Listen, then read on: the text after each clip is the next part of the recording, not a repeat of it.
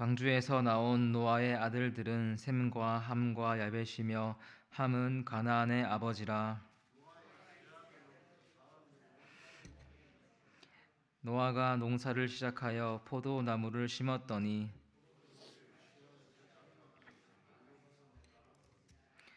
가나안의 아버지 함이 그의 아버지의 하체를 보고 밖으로 나가서 그의 두 형제에게 알림해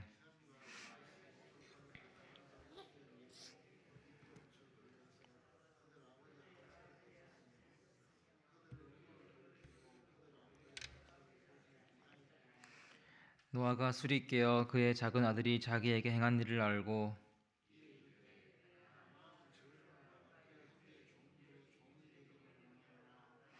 또 이르되 셈의 하나님 여호와를 찬송하리로다. 가나안은 셈의 종이 되고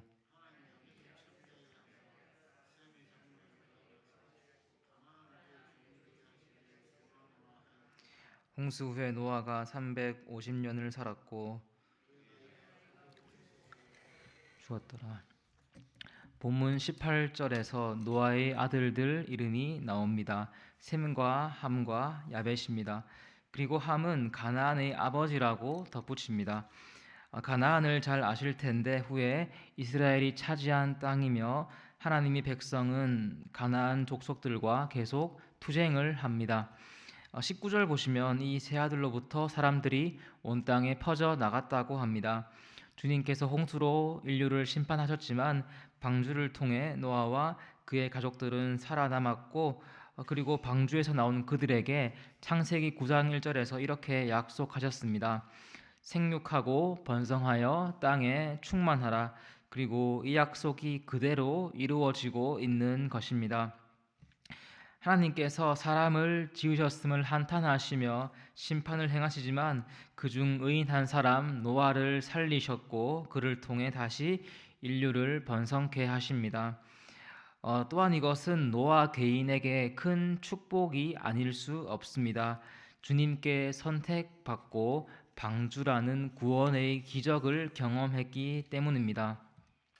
그리고 여기 저와 여러분도 하나님의 축복 얻기를 소망합니다. 하나님의 일하심도 목격하고 번성하고 싶습니다. 그런데 때때로 이런 생각 들지 않으십니까? 내가 복의 사람인가? 더 나아가서 내가 저주의 사람은 아닌가? 하나님 앞에서 부족한 나의 행실을 볼 때 하나님의 복을 받기 어려울 것 같고, 그리고 내 삶에 펼쳐지는 여러 어려움을 볼 때에 내가 복의 자녀다 자신 있게 말하기 어려울 때가 있는 것 같습니다. 오늘 말씀을 통해서 무엇이 우리를 복으로 부르는지, 복을 받는다면 그것의 핵심은 무엇인지, 또 그것을 나누는 삶은 무엇인지 함께 살펴보기를 소망합니다. 오늘 본문을 다시 보시면 뜻밖의 일이 있습니다.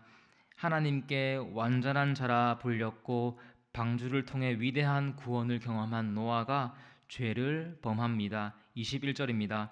포도주를 마시고 취하여 그 장막 안에서 벌거 벗은지라. 마시고 취하고 벌거 벗었다. 부끄러운 상태로 나아가는 그의 모습을 잘 묘사하고 있습니다. 그런데 우리가 알아야 할 것은 의인 노아가 죄를 범했다니 이렇게 놀라울 수 있지만 사실 이것은 놀라운 것이 아닙니다. 창세기 6장 9절 다시 보시면 하나님은 노아가 의인이요 완전한 자라 하시는데 이는 그가 죄를 범하지 않았다는 뜻이 아닙니다. 주님은 노아가 변함없이 자신을 소망하며 순종했기 때문에 이런 칭찬을 하신 것입니다. 그러니까 노아가 큰 구원을 경험했지만 그 역시도 아담의 후손입니다.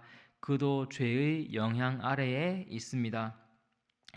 계속해서 본문을 보시면 가나안의 아버지 함이 노아의 벌거벗은 것을 보고 두 형제에게 알립니다. 그런데 이를 들은 두 형제는 옷을 가져다가 뒷걸음질을 쳐 들어가서 하체를 덮었습니다. 얼굴을 돌이켰다고 합니다. 누군가는 함의 행동을 별것 아닌 것으로 말할 수 있습니다. 단순히 벌거벗은 것을 보고 전했다 할 수 있지만 이와 대조된 두 형제의 행동을 볼 때 그것은 악한 것이었습니다. 아버지에 대한 신의를 버리고 더 나아가 연약한 모습을 공개해 버린 것입니다. 그에게는 아버지에 대한 존경이나 인간적인 연민이 없습니다. 반면 두 아들 셈과 야벳은 어떻습니까? 덮어서 가려줍니다. 특별히 여기 덮었다는 것은 죄를 가리워서 용서한다는 의미도 가지고 있습니다. 주목해서 볼 것은 이 다음 노아의 반응입니다. 25절 보시면 함의 아들 가나안을 저주하는데 그를 형제의 종들의 종이 되기를 원한다 합니다. 그런데 먼저 이런 의문이 생깁니다. 왜 함이 아니라 그 아들 가나안을 저주했는가? 여러 추론이 있는데 먼저 가나안은 이미 배은망덕한 패륜을 일삼는 자였다. 다음 그가 함이 노아를 모욕하는 자리에 같이 있었다. 혹은 그 모독하는 일에 더 적극적이었다. 어떤 이유에서건 가나안을 향한 저주는 선포되고 이는 그대로 이루어집니다. 우리가 아는 것처럼 이스라엘이 가나안을 정복합니다. 그리고 노아는 셈과 야벳을 축복하는데 특별히 셈을 살펴보고자 합니다. 창세기 11장에 보시면 족보가 나옵니다. 11장 10절 셈의 족보입니다. 주목해서 보시면 셈의 자손이 이어지고 이어져 10장 26절에서 데라가 태어났고 그에게서 아브라함이 태어납니다. 귀한 성도 여러분, 아브라함이 누구입니까? 아브라함 믿음의 조상입니다. 그리고 그에게서 누가 오십니까? 예수님이 오십니다. 하나님은 노아의 입을 통해 셈을 축복하고 계십니다. 그리고 그것은 그대로 이루어져 그의 족보에서 예수님이 오십니다. 복의 절정이 예수님이신 것입니다. 본문을 정리하면 함의 아들 가나안에게는 저주가 셈과 야벳에게는 축복이 선포됩니다.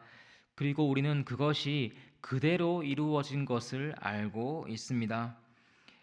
그렇다면 여기서 중요한 것, 이 두 부류를 나눈 단 하나의 기준이 무엇입니까? 쉬운 말로 함은 죄를 범했고 셈은 의로웠습니다. 하나님 기뻐한 일을 하느냐 하지 않느냐 이것이 그들을 넘어 그들 후손의 운명을 결정짓는 것을 보았습니다. 그렇다면 중요한 것은 여기 저와 여러분은 누구입니까? 우리는 복의 사람입니까? 아니면 저주의 사람입니까? 오늘 본문으로 말한다면 우리는 하나님 앞과 사람들에게 선을 행했습니까? 아니면 악을 행하고 있습니까? 물론 우리들 주님을 기쁘시게 할 때 있지만 하나님은 완전하신 분입니다. 하나님 앞에서는 모두가 완전히 행할 수 없는 죄인입니다. 그렇다면 이것이 우리에게 무엇을 말하고 있습니까? 저와 여러분은 함입니다. 가나안입니다. 주님은 우리에게 저주를 선포하셔야 마땅합니다. 우리는 종들의 종이 되어야만 합니다. 그런데 본문을 다시 보시겠습니까? 26절입니다. 또 이르되 셈의 하나님 여호와를 찬송하리로다. 노아는 셈의 선한 행위에 근거해서 그를 축복하는데 이 부분을 주목해 보시면 셈의 행위를 칭찬하지 않습니다. 내 아들아, 내가 내 허물을 가려줬으니 내 아들 셈 너가 높임 받을 것이다. 이렇게 해야 하는데 그 대신 뭐라 합니까? 셈의 하나님 여호와를 찬송한다 합니다. 이것이 무엇을 말하겠습니까? 하나님께서 셈을 붙드신 것입니다. 주님의 은혜가 그로 하여금 선한 행실을 하게 하신 것입니다. 그러니까 노아가 지금 주님을 높이고 있는 것입니다. 우리가 꼭 기억해야 할 것은 하나님의 복은 우리 행실에 달려 있지 않습니다. 복과 저주는 하나님의 선택에 달려 있습니다. 이것은 노아도 마찬가지입니다. 창세기 6장 9절 다시 보시면 노아는 의인이요 당대의 완전한 자라. 우리가 이 부분만 주목해서 본다면 노아를 높이게 됩니다. 그가 하나님께 순종했고 하나님을 소망했다. 그래서 방주를 통해 구원받았다. 우리도 노아처럼 열심히 의롭게 순종해야겠다. 그러나 9절 앞의 8절 보시겠습니까? 그러나 노아는 여호와께 은혜를 입었더라. 여기서도 은혜가 먼저 있습니다. 그가 순복해서 신실해서 선택받은 것이 아닙니다. 우리가 꼭 알아야 할 것은 아담 이후로 모든 사람 죄를 범하고 사망에 빠집니다. 이것은 노아, 셈, 함, 야벳, 가나안 그리고 여기 저와 여러분이 모두에게 해당됩니다. 그런데 여기서 은총이 있습니다. 하나님은 노아, 셈 그리고 여기 저와 여러분을 무조건적으로 선택하십니다. 그리고 그 부르심이 먼저 있기 때문에 우리가 그분께 순종하고 그분을 소망하며 나아가는 것입니다. 여기 저와 여러분 살아남았고 살아남을 자들임을 믿습니다. 특별히 여기에 우리 공로는 전혀 없습니다. 복은 우리가 만들어내는 것이 아니라 하나님이 주시는 것입니다. 저와 여러분은 그렇기 때문에 복의 자녀인 줄 믿습니다. 다음으로 중요한 것은 그렇다면 이 복의 핵심이 무엇이겠습니까? 오늘 본문 27절을 보시면 하나님이 야벳을 창대하게 하사 그 다음 셈의 장막에 거하게 하시고, 여기서 셈의 장막에 거하게 하시고를 집중해 보시면 여기서 누가 그의 장막에 거한다는 것이겠습니까? 하나님께서 셈의 장막에 거하십니다. 주님이 그와 함께 하십니다. 우리가 잘 아는 마태복음 1장 23절 제가 읽어드리겠습니다. 보라, 처녀가 잉태하여 아들을 낳을 것이요 그의 이름을 임마누엘이라 하리라 하였으니 이를 번역한즉 하나님이 우리와 함께 계시다 함이라. 하나님이 셈의 장막에 거하시고 예수님이 이 땅에 오시고 그리고 그분이 저와 여러분과 함께 하신다. 이것이 우리에게 가장 큰 복인 줄 믿습니다. 그분을 소유함이 우리에게 행복인 줄 믿습니다. 때때로 나를 돌아보면 특별히 우리 삶의 실패와 어려움을 본다면 내가 저주의 사람인가 의심할 때 있습니다. 그러나 그것을 뛰어넘을 흩어버릴 궁극적 복, 그것은 하나님 그분인 줄 믿습니다. 주님과 함께함이 가장 큰 가치인 줄 믿습니다.